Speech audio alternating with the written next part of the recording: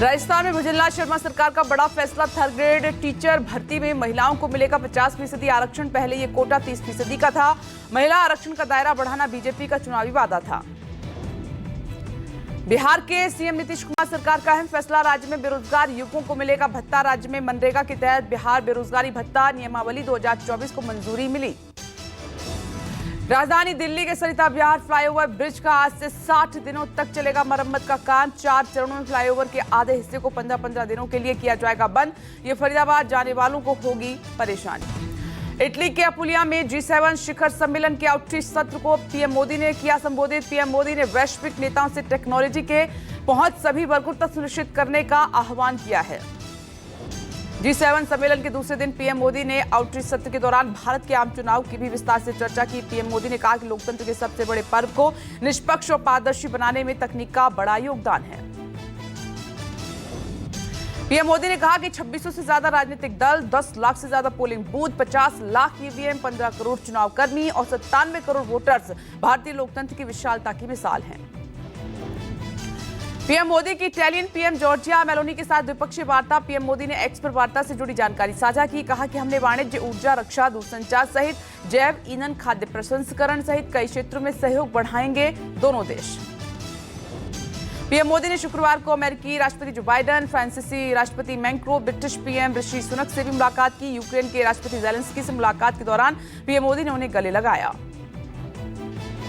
प्रधानमंत्री नरेंद्र मोदी ने वेटिकन के पॉप फ्रांसिस से भी मुलाकात की। पॉप फ्रांसिस ने पीएम मोदी को गले लगाकर हालचाल पूछा। प्रधानमंत्री मोदी ने पॉप को भारत आने का न्योता भी दिया। पीएम मोदी ने G7 आउटरीच सेशन के बाद हुई फैमिली पिक्चर को अपने एक्स अकाउंट पर पोस्ट किया है। गुजरात के गोधरा में पुलिस ने नीट सॉल्वर गैंग का भंडाफोड़ किया। एग्जाम पास कराने वाली गिरोह के 5 सदस्य इसमें गिरफ्तार हो गए हैं। हर एक छात्र के लिए 10-10 लाख दिए गए थे। हर एक छात्र से 2.5 करोड़ का मनी ट्रेल उजागर हुआ है। केंद्रीय शिक्षा मंत्री धर्मेंद्र प्रधान ने शुक्रवार को नीट एग्जाम के विरोध में उतरे छात्रों से मुलाकात की। प्रधान ने छात्रों को आश्वस्त किया है कि सरकार पारदर्शी प्रक्रिया के जरिए हर एक छात्र और परीक्षार्थियों का हित सुरक्षित रखेगी। सुप्रीम कोर्ट ने शुक्रवार 14 जून को नीट यूजी पेपर लीक और इसकी सीबीआई जांच की मांग वाली याचिका पर सुनवाई की। कोर्ट ने कहा कि एनटीए 2 हफ्ते के अंदर इस पर अपना पक्ष रखे। 8 जुलाई को अगली सुनवाई। नीट एग्जाम के खिलाफ 7 राज्यों की हाईकोर्ट में याचिका दायर। एनआईटी ने सुप्रीम कोर्ट में की अपील। सभी याचिकाओं को सुप्रीम कोर्ट में ट्रांसफर करने की अपील है।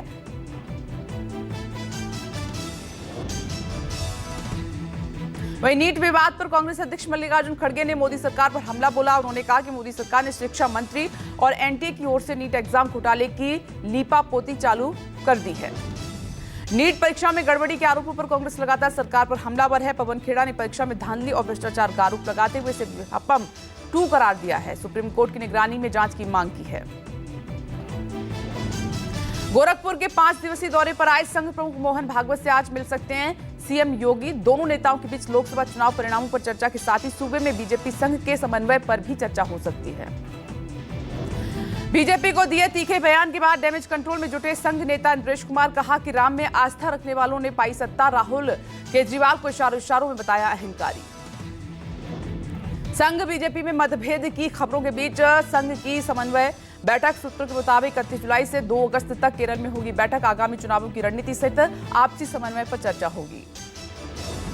संघ नेता इंद्रेश कुमार ने बीजेपी को कथित तौर पर अहंकारी बताते संबंधी बयान का यूबीटी नेता संजय सिंह ने समर्थन किया है। राउत ने कहा कि लोकसभा चुनाव में बीजेपी दुर्गति उसके अहंकार के परिणाम बना है।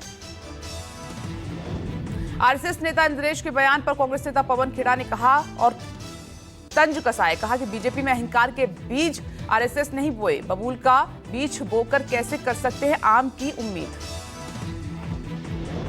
महाराष्ट्र डिप्टी सीएम अजीत पवार की पत्नी सुनेत्रा पवार का बड़ा बयान। कहा कि मोदी कैबिनेट में जगह मिली तो सहर्ष करूंगी स्वीकार। सुनेत्रा का राज्यसभा के लिए निर्विरोध चुना जाना तय है।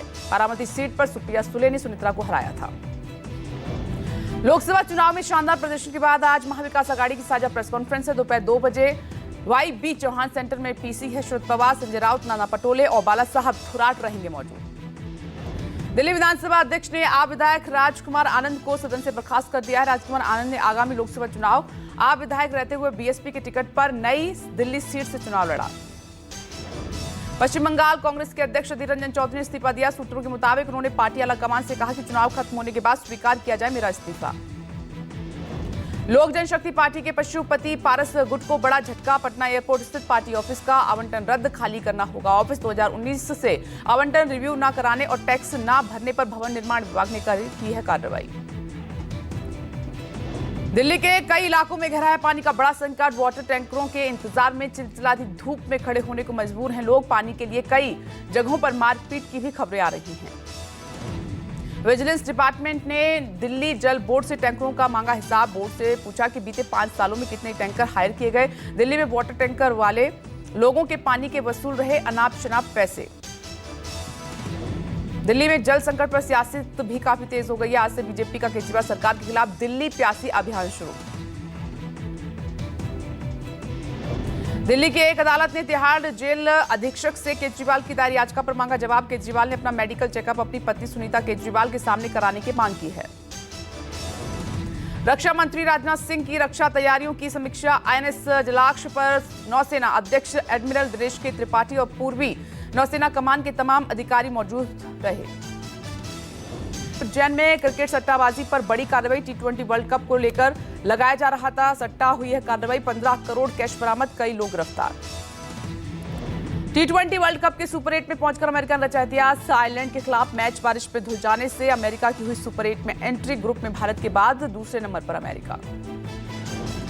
T20 वर्ल्ड कप से बाहर हुआ पाकिस्तान अमेरिका आयरलैंड मैच बारिश के कारण धुल गया और पाकिस्तान को नुकसान उठाना पड़ा है। 3 मैचों में 1 जीत और 2 हार के साथ तीसरे स्थान पर रहा पाकिस्तान।